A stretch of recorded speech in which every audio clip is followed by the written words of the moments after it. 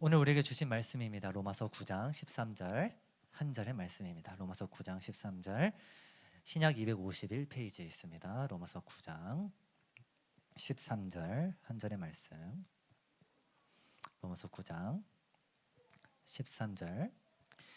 네, 다 찾으신 줄 알고 우리 함께 합독하겠습니다. 시작.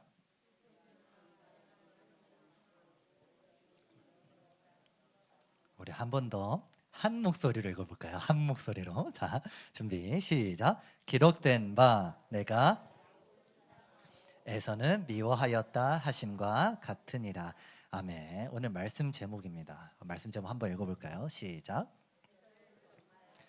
네, 에서를 정말 미워하셨을까라는 제목으로 말씀을 전하겠습니다. 여러분, 저희 교회 교단이 어딘지 아십니까? 네, 일단 큰 틀에서는 장로교입니다. 그 안에 세부적으로 뭐 합동, 합신, 통합 뭐 이렇게 있기는 한데요. 저희 교회가 속한 교단은요 장로교라고 이해하시면 됩니다. 장로교 교단이 고백하는 교리가 있습니다. 교리. 그 교리 중에 하나가 이중예정이라는 교리가 있습니다. 우리 따라서 말해볼까요? 이중예정. 네, 이중예정. 자, 이중예정이 무슨 뜻일까요? 문자 그대로입니다. 예정을 하셨는데 이중 두 가지의 예정이 있다라는 겁니다. 하나는 뭐냐면요, 여러분들이 잘 아시는 선택의 예정이 있어요. 선택. 하나님이 당신이 구원하실 백성을 선택하셨다, 태초에 작정하셨다. 쉽죠, 여기까지는. 그런데 그러면 또 하나가 더 있어야겠죠. 그럼 뭘까요? 또 하나님이 뭘 예정하셨을까요? 하나님 뭘 예정하셨냐면요, 하나님께서 버리실 자도 예정하셨습니다. 하나님께서 버리실 자, 내버려 두실 자, 이거를 우리가 유기라고 표현합니다. 유기. 따라서 말해볼까요? 유기. 네, 유기라고 표현합니다. 이 장로교 전통에서요 고백하는 신앙 고백서가 있습니다. 이 고백서를 한번 따라서 읽어볼게요. 웨스트민스터 신앙 고백서 3장 3항에 있는 건데요. 우리 함께 한 목소리 읽어볼게요. 시작. 하나님의 작정을 따라 하나님께서는 그의 영광이 나타나도록 하기 위하여 어떤 사람들과 천사들은 영생에 이르도록 예정하시고 그 나머지는 영원한 죽음에 이르도록 미리 작정하셨다. 자, 이러한 신앙 고백을 우리가 고백을 하고 있습니다. 언뜻 보면요, 여러분, 받아들이기가 쉽습니까? 받아들이기가 어려워요.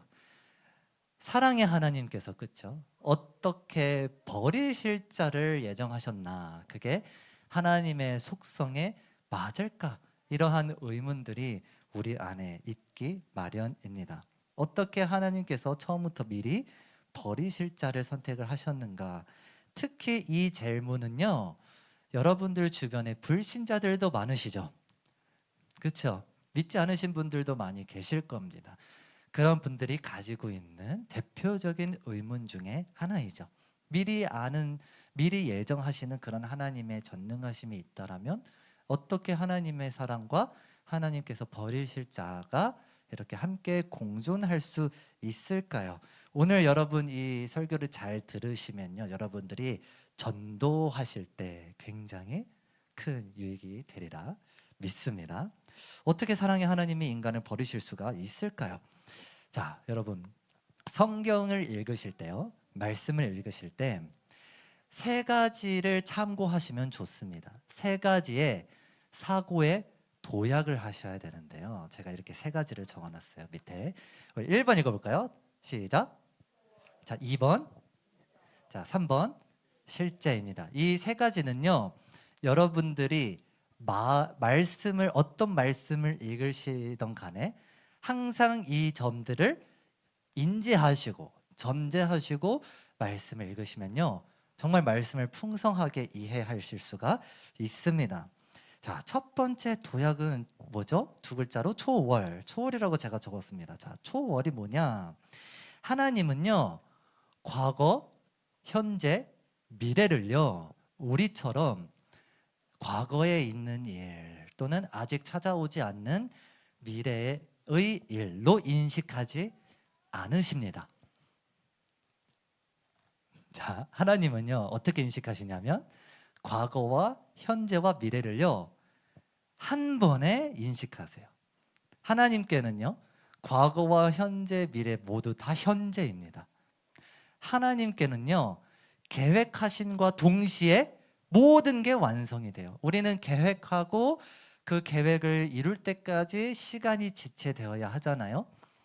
그래서 우리의 시간, 우리의 인식 개념에는 과거, 현재, 미래가 이렇게 직선형으로 되어 있는데 하나님께는 그렇지 않습니다. 모든 게 다 현재적으로 진행이 돼요. 그래서 이런 말을 우리가 보통 성경에서 나오고 우리가 많이 고백을 하는데 미리 아셨다, 미리 예정하셨다 이런 표현들이 나오잖아요. 그렇죠? 그렇죠? 그런 것들은 우리 인간의 입장에서만 이해가 되는 거예요. 우리 입장에서는 하나님이 태초에 과거에 하나님께서 창조하셨지 이렇게 생각은 하지만 하나님께는요 태초에 있었던 일도 현재 이루어지는 일이에요. 종말에 있었던 일도 있을 일도 지금 현재 이루어지는 일이에요. 자, 벌써 머리가 아프시죠? 근데 이거를 이해하고 이거를 알고 성경을 읽으셔야 돼요. 하나님이 내가 옛적에 어찌고 저찌고 저찌고 이렇게 말씀하실 때 그거를 과거에 소급하시면 안 되는 거죠. 지금 일어나고 있고 또 미래의 정말로 우리 요한계시록 같은 것도 읽을 때도 그게 지금 현재 일어나고 있는 일이에요. 그러면 이 하나님의 속성을 이해하실 때 이렇게 이해가 잘 안 되고 그렇죠? 논리적으로 말이 안 되는 것 같잖아요. 그런데 하나님의 입장에서 이해하실 때는요 이거를 그저 이 문장 그대로 받아들이시고 고백을 하시는 편이 더 낫습니다. 논리적으로 이해하려고 하면요 시험 듭니다, 여러분. 그렇죠? 과거, 현재, 미래를 한 번에 하나님께서는 인식하신다. 그래서 여러분들이 잘 알고 있는 말 중에서 알파와 오메가, 그렇죠? 처음과 나중 이런 표현들이 나오잖아요. 그게 하나님의 시간을 직선으로 이해하고 과거, 미래 이렇게 이해하면 안 된다라는 거죠. 그 과거이자 미래 모든 것이 다 우리 현재 안에 지금 이루어지고 있다라는 거. 그렇게 꼭 기억하시고요. 두 번째 도약이 있습니다. 두 번째는요. 하나님께서 바로 인격적인 분이시라는 겁니다. 너무나 쉬운데 왜 이게 성경을 읽을 때 중요할까요? 하나님은 이 시공간을 초월하여도 계세요. 우리와 함께 하시기도 하지만 특히 시간 속에 계시기도 하지만 이 자리에 계시기도 하지만 이 시공간을 하나님은 초월해서도 계십니다. 그런데 마치 그런 요한계시록과 같이 우리가 알 수 없는 것, 시공간을 초월해서 일어난 일들을 하나님께서 말씀하실 때는요 우리에게 있는 그대로를 낱낱이 말씀을 해주지 않으세요. 왜 그럴까요? 우리가 이해를 못하기 때문입니다. 그래서 이렇게 생각하시면 됩니다. 마치 부모가, 아버지가 아주 어린 아이에게 설명하듯이 어린 아이에게 설명할 때는 어른들의 워딩으로, 어른들의 어휘로 말하지 않죠. 항상 다운그레이드 시키시잖아요.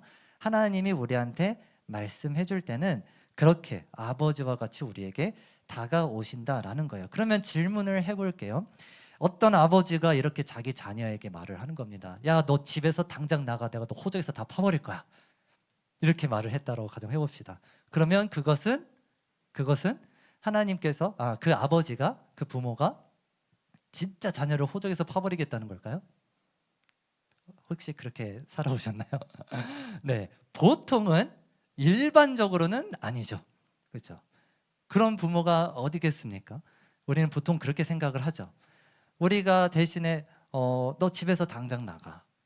너 내가 호적에서 너 그렇게 살면 내가 파버릴 거야. 이렇게 부모님이 만약 말한다면 어떠한 마음이 있는 거예요?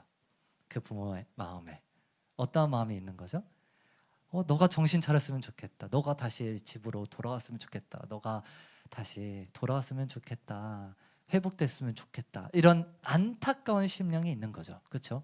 자, 그러면 성경에 나오는 모든 심판의 말씀들은요. 사실 모든이라고 말하면 좀 과장이고요. 문맥에 따라 다르지만 대부분의 심판의 말씀들은요. 어떻게 봐야 되는 거예요? 이스라엘 백성을 향해서 너 집에서 당장 나가. 내가 너 다시는 자식으로 삼아주지 않을 거야.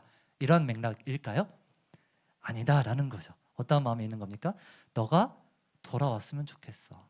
그리고 더 나아가서는 하나님의 이 약속은 이미 성취가 됐기 때문에 넌 반드시 내가 돌아오게 만들 거야. 너의 힘으로는 그게 절대 안 돼. 라는 말들이, 이런 의미가 하나님의 심판의 언어에 깔려 있는 겁니다. 그래서 하나님은 인격적인 분이시다. 다시 말하면 성경은요, 믿으라고 준 말씀이지, 구원을 얻으라고 준 말씀이지, 심판하려고, 믿지 말라고 주신 말씀이 아니다라는 것이죠. 이게 두 번째 인격의 부분입니다. 마지막 세 번째 도약은요, 실제예요. 실제. 자, 이게 무슨 뜻이냐면 우리 머릿속에 있는 모든 개념들이 있어요. 예를 들어서 여러분, 나무 아시죠? 나무. 또 뭐가 있을까요? 비가 왔어요. 비, 구름. 이런 단순한 개념들, 머릿속에 있는, 우리가 알고 있는 이 개념들은요, 실제로 존재하고 있기 때문에, 실제로 있기 때문에 우리 머릿속에 있는 거예요. 여기까지 이해가 되시죠? 그렇죠? 자, 그럼 무슨 말이냐면 우리가 알고 있거나 머릿속에 있는 개념들 중에서는요, 이 우주 가운데 없는 게 없어요. 반드시 우주 가운데 있기 때문에 이 개념이 있는 거예요. 그러면은 이런 의문을 가지시죠. 그러면 공룡은요? 없는데요? 근데 우리는 공룡이라는 개념을 알고 있네요. 공룡은 과거에 있었죠. 자, 그러면 유니콘은요? 유니콘은요? 유니콘도 상상이잖아요. 그럼 없는 건데 왜 우리의 개념 속에 있을까요? 유니콘을 조합해 봅시다. 뭐와 뭐의 조합이죠? 보통은 말, 그렇죠? 뿔. 자, 이건 세상에 존재합니까? 안 존재하지 않습니까? 존재하죠. 그 개념들을 조합해서 상상의 나래를 펼치는 거예요. 그래서 인간은요, 알고 있는 것, 머릿속에 있는 것 중에서 이 땅에, 우주에 존재하지 않았던 적이 없어요. 자, 그러면 질문해 볼게요. 우리는 버려짐, 유기라는 개념을 알고 있어요. 이거의 개념으로 있어요. 그러면 실제로 하나님 입장에서 우주 가운데 버린 존재가 있다는 걸까요? 없다는 걸까요? 있다는 걸까요? 없다는 걸까요? 유기라는 개념이 있으니까. 있다는 걸까요? 없다는 걸까요? 있다는 거예요. 따라오시죠? 네, 있다는 거예요. 자, 대표적으로 누가 있습니까? 사탄이죠. 그렇죠? 사탄이 있죠. 사탄이 버려진 바 당했죠. 이렇게 세 가지. 첫 번째는 뭐냐면 초월적인 거. 초월을 어떻게 이해해야 된다고요? 과거, 현재, 미래가 하나님께는 하나다, 현재다.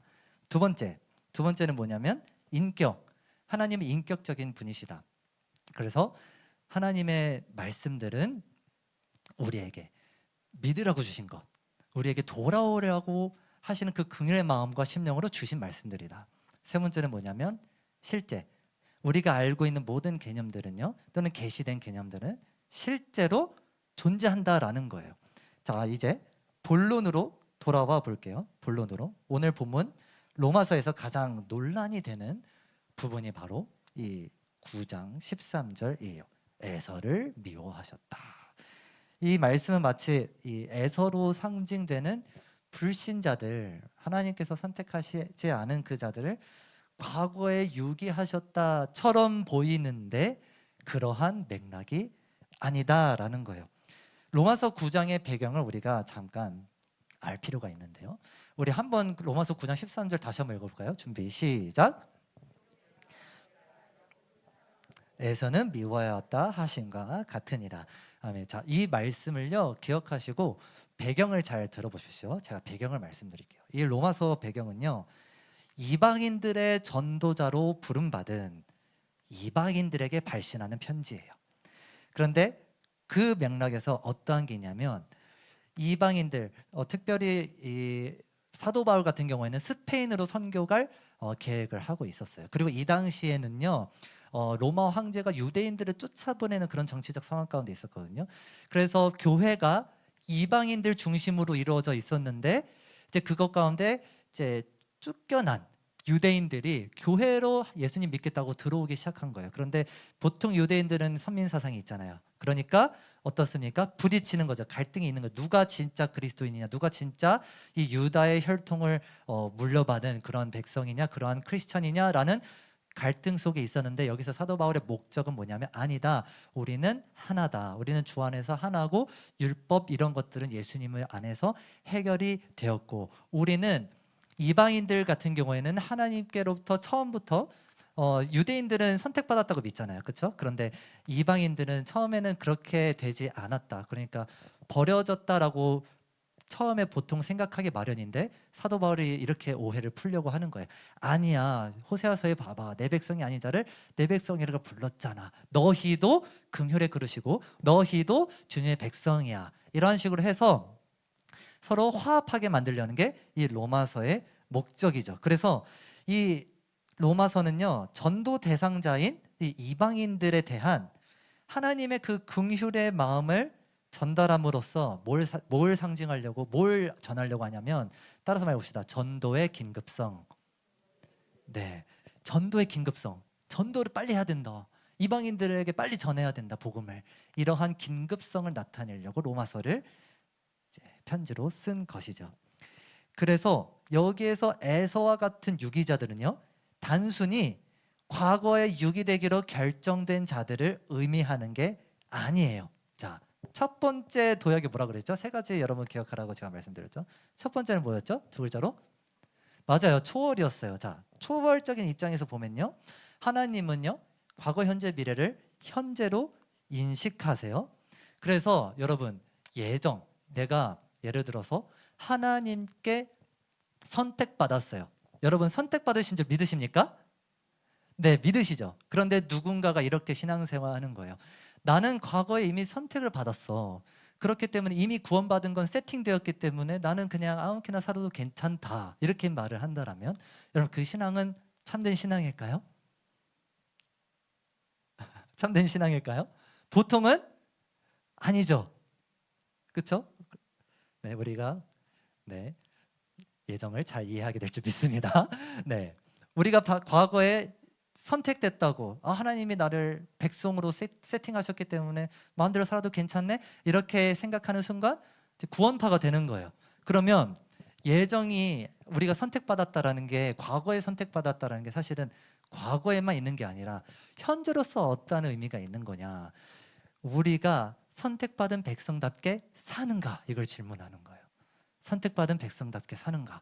그래서 과거에 있었던 예정은요, 우리 입장에선 과거죠. 과거에 있었던 예정은요, 우리에게 어떠한 질문으로 돌아오는 거냐면, 너가 정말 하나님의 백성답게 살고 있니? 너가 예정된 백성답게 살고 있니? 그러지 않은지 너를 점검해봐라. 그래서 청교도 같은 경우에는 미국에서 이제 그 산업혁명 일으키고 할 때에 예정론이 이 자신의 그 직업 윤리를 작동시킨 거예요. 열심히 살게 만든 게 예정이에요. 왜 그렇죠? 하나님의 백성답게 살려고. 그래서 과거에 세팅되었기 때문에 마음대로 살아야지, 그게 아니라 너 정말 예정된 백성 맞아? 라는 그러한 점검이 있었기 때문에 과거에 있는 예정이 현재적 의미가 가지고 있는 거예요. 그러면은 반대로 유기는요, 유기도 마찬가지예요. 유기도 과거에 세팅된 그런 유기가 아니라 현재 너를 보니 유기된 백성처럼 살고 있는 것 같은데? 또는 지금 전도의 맥락이라고 했죠? 전도의 맥락을 해서 보니까 아직 교회를 다니지 않고 하나님을 믿지 않는 그런 백성들을 보니 어떠한 맥락이 있는 거예요? 저들이 하나님을 모르고 마치 내버려진 자처럼 살고 있는데? 이러한 상황 가운데 있는 거예요. 이해가 되셨죠? 그 다음에 두 번째 도약이 뭐라 그랬죠?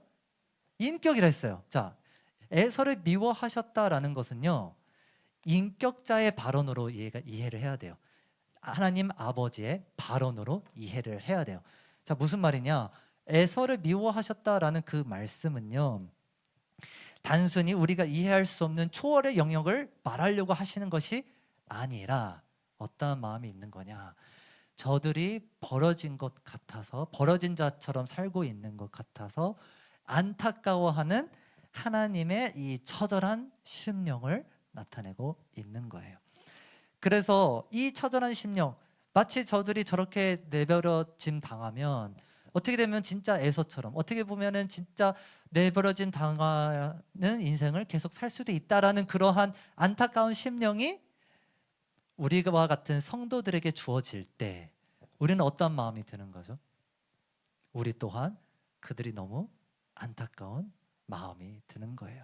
이 마음을 우리에게 주시려고 하나님께서 이렇게 말씀하신 겁니다. 그런데 이러한 말씀이요, 우리가 좀 더 이해하려면요, 세 번째 도약. 자, 세 번째 도약 이겁니다. 세 번째 도약은요, 뭐였죠? 실제라 그랬어요. 모든 개념은 다 존재한다라고 했어요. 에서를 미워하셨다라는 것은 제가 아까 말했죠. 실제로 미워하시는 존재, 사탄과 같은 존재가 있다라고 제가 말씀드렸습니다. 그러니까 하나님께서 완악하게 하셔서 버려진 자들이 실제로 존재해요. 그런데 여러분, 이 말만 들으면요, 우리가 과격하게 하나님의 이 워딩을 과격하게 생각하는 경우가 있는데 그렇지 않습니다. 왜 그런지 아십니까? 불신자의 끝을 우리는 말씀을 통해서 알잖아요. 그렇죠? 불신자의 끝은 어떻게 돼요? 만약에 예수님을 안 믿고 하나님 안 믿고 하나님을 거절하고 하나님을 배신하고 대적하고 그런 상태에서 유기된 상태에서 생을 마감하면 어떻게 돼요? 우리가 차마 말하기는 어렵겠지만 천국에서 못 만날 수가 있잖아요. 그렇죠? 자, 그 끝을 알기 때문에 우리에게 어떤 마음이 있는 거예요? 불신자를 염려하는 마음이 생기는 거예요. 이해가 됩니까? 그 끝을 우리가 알기 때문에 불신자가 이렇게 살면은 안 될 것 같아, 정말 안 될 것 같아, 이런 마음이 있기 때문에 우리한테는요, 이 불신자를 염려할 수 있는 그런 마음이 생기는 거예요.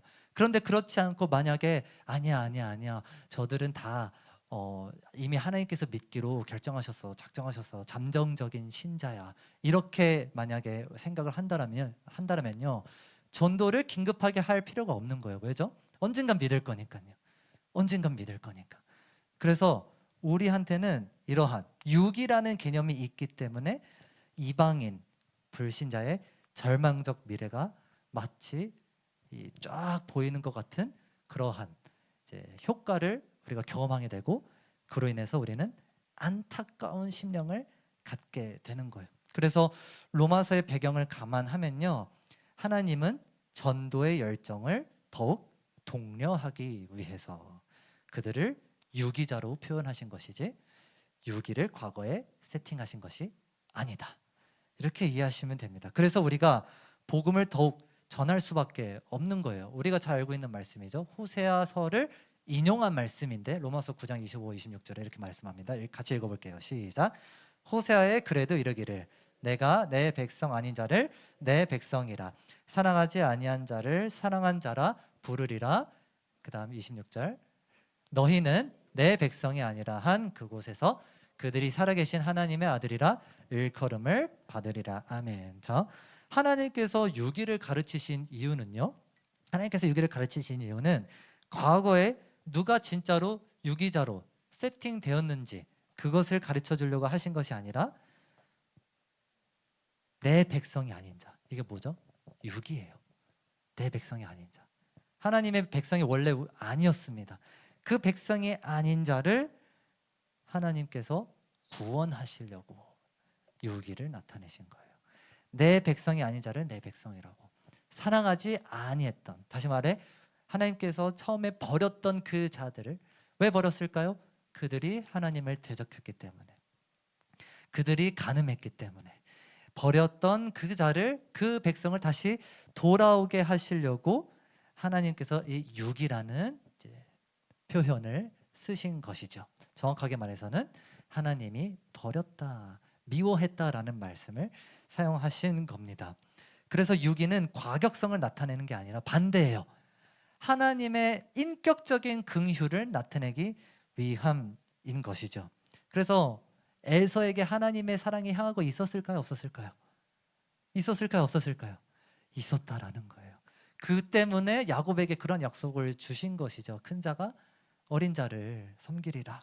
여러분, 만약에 이렇게 이중 예정이 없고, 그러니까 유기라는 개념이 없고 잠정적인 선택을 받은 자라면, 아까도 말씀드렸죠, 이 내 백성이 아닌 자라는 게 성립이 안 돼요.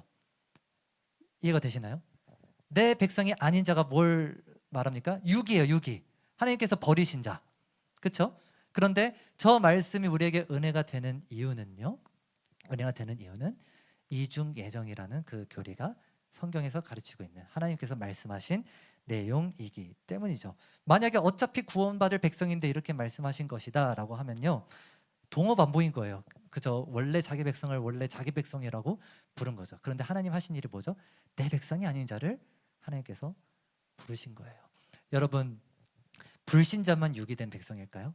불신자만? 우리도 유기된 백성입니다. 에베소서 2장 3절이에요. 우리 함께 읽어볼게요. 시작. 전에는 우리도 다 그 가운데서 우리 육체의 욕심을 따라 지내며 육체와 마음에 원하는 것을 하여 다른 이들과 같이 본질상 진노의 자녀이었다니. 본질상 우리는 뭐라고요? 진노의 자녀. 하나님의 자녀요? 아닙니다. 네, 진노의 자녀예요. 우리는 좀 더 심하게 말하면 악마의 자녀다라는 거예요. 그래서 원래 우리는요, 본래 유기된 백성이다라고 할 수가 있습니다. 버려진 존재예요. 그래서 여러분, 유기의 증거가 우리예요. 여러분, 우리가 버려졌습니다. 버려진 백성이에요. 하나님의 백성이 아니었습니다. 그런데 하나님의 사랑을 나타내시기 위해서 우리를 어떻게 하신가요? 유기 상태에 잠시 내버려 두셨다가 어떻게 한 겁니까? 그 버려진 자를 내 백성이라 부르신 그 하나님의 놀라운 이 구속의 역사, 이 구원의 역사를 나타내셨습니다. 우리는 버려진 자였는데요, 구원을 받은 긍휼의 그릇입니다. 그러니 여러분, 지금 빨리 가서요, 여러분들이 증거라는 거예요. 여러분들이 증거. 무엇의 증거라고 했죠? 유기. 버려진 바 되었는데 하나님의 백성이 아니었는데 하나님 믿게 되었어요. 그러면은 전도 대상자들한테도 여러분들 소망을 품을 수 있겠습니까? 없겠습니까? 있는 거예요, 논리적으로. 그러니까 전도를 빨리 하지 못할 이유가 없는 것이죠.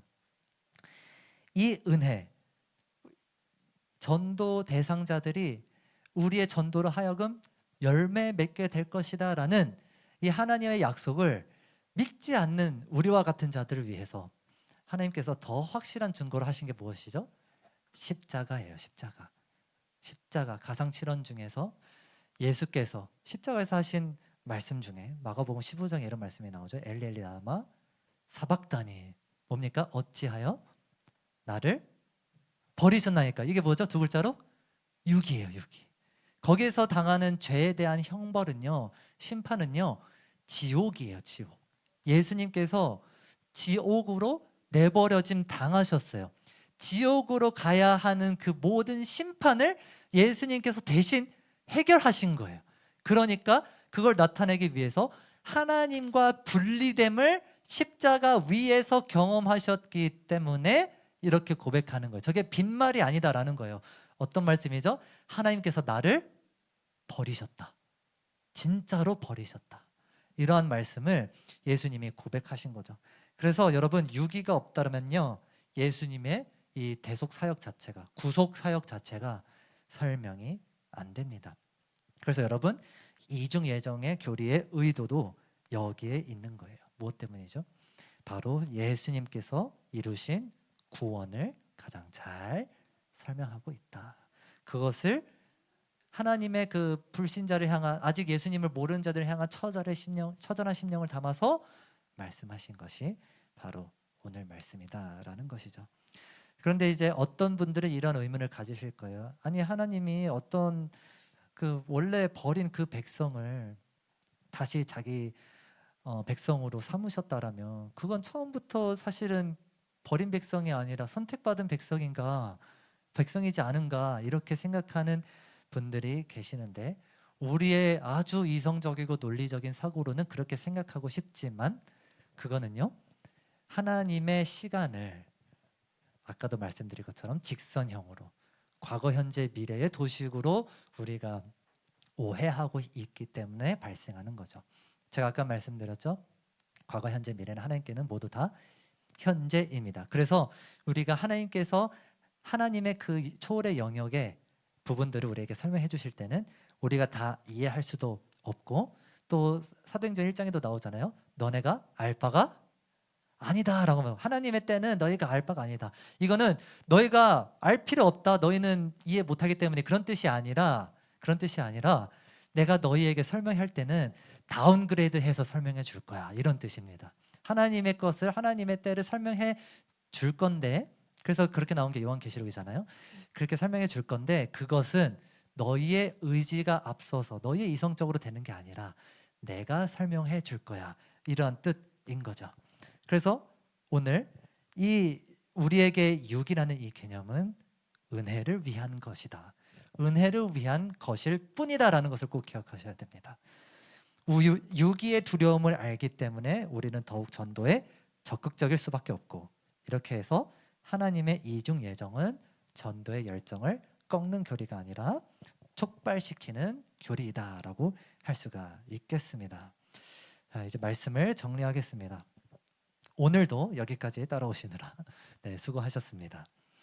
불신자들이요, 여러분, 만약에 사랑의 하나님이 어떻게 사람을 버려? 사랑의 하나님이 어떻게 유기를 하셔? 이러한 질문을 한다라면, 여러분 아까 말씀드렸죠? 복습해 봅시다. 세 가지의 도약을 해야 된다고 말씀드렸습니다. 두 글자씩이에요. 첫 번째는 초월, 두 번째는 인격, 세 번째는 실제입니다. 맞아요. 여러분 성경 읽으시, 특히 하나님을 이해하고 싶을 때는 꼭 이 전제를 가지고, 이 세 가지의 전제를 가지고 읽으셔야 합니다. 여러분 이러한 관점에서 육이란, 다시 강조드립니다, 과거에 종속되는 게 아니라, 과거에 종속되는 게 아니라 현재적으로 하나님의 인격적인 마음을 나타내시기 위해서 계시하신 것이고, 그러면 그 마음이 우리의 마음이 될 때, 하나님의 마음이 우리의 마음이 될 때, 우리 주변에 있는 이웃들, 하나님을 모르는 그런 이웃들을 너무나 가슴 아파할 수 있는 그 긍휼의 마음, 그것이 우리에게 회복될 줄 믿습니다. 그래서 여러분 이 교리를 우리가 과격하게 이해하지 않고, 우리가 하나님의 그런 입장에서 인격적으로 이해할 때에 우리에게 찾아오는 은혜는요, 사도행전 16장 31절인데요. 우리 함께 읽어볼까요? 준비 시작. 주 예수를 믿으라. 그리하면 너와 내 집이 구원을 받으리라. 아멘. 자, 이 말씀, 너와 내 집, 너와 내 집, 이 말씀 여러분 문자적으로 믿으십니까? 여러분 이 말씀을 문자적으로 믿으십니까? 안 믿으세요? 네, 내 주변에 아직 예수님 안 믿는 사람이 있는데, 우리 가족 중에, 우리 친척 중에, 우리 친척 중에, 우리 가족 중에 왼수 한 마리가 있는데, 네, 그렇게 생각하시는 분 계시니까, 여러분 그게 더 믿기 힘들까요? 나를 통해서 그 사람이 구원받을 거라는 게 믿기가 힘들까요? 후자죠, 그렇죠? 혹시 왼수 같은 그런 가족들이 있거나 친척들이 있거나, 또는 여기서 집은요, 진짜 가족뿐만 아니라 좀 더 확장할 수가 있어요. 교회가 될 수도 있고요, 여러분들의 이웃들이 될 수도 있고, 직장에서의 이웃들이, 동료들이 될 수도 있는 겁니다. 여러분들의 긍휼의 그릇이에요. 그래서 그 여러분들을 통해서 그들에게 하나님의 사랑이 흘러가고 있어요. 그런데 내 육체적인 마음은 어때요? 그들을 미워하고 있어요, 여러분. 그렇죠? 그런데 하나님은요, 애석하게도 우리의 의도와 다르게 여러분들을 통해서 그들을 구원하시고 계세요. 왜요? 여러분들보다 그들을 향한 그들에 대한 생각이 우리가 갖고 있는 생각보다 하나님께는 너무나 안타깝고 너무나 절망적이고, 우리 계속 창세기 묵상하고 있잖아요. 야곱이 뭐라고 합니까? 위로받지 아니하였다. 그렇죠? 위로받지 아니하였다. 요셉을 잃은 슬픔. 여기에서 나타나기 때문에 하나님은요, 여러분들을 통해서요 반드시 이웃들의 구원을 이루시고 계십니다.